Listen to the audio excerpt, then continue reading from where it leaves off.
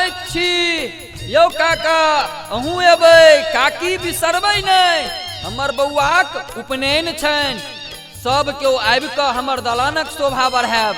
एहने चर्चा एखन सगरो मिथिलांचल में भेटत, कियाकि लगन चलै छै न।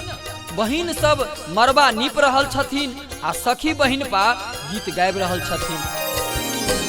मरबा निपाइया दिया चुकाई यो बरुआ के बाबू। मरबा निपाइया दिया चुकाई यो बरुआ के बाबू। केलो हम असरा लगाए यो बरुआ के बाबू।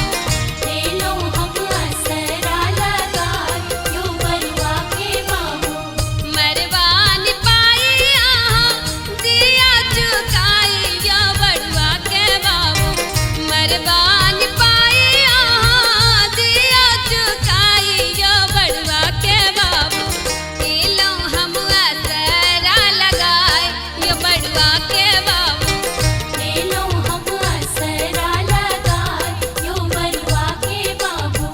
केलो हम असरा लगाए यो बरुआ के बाबू।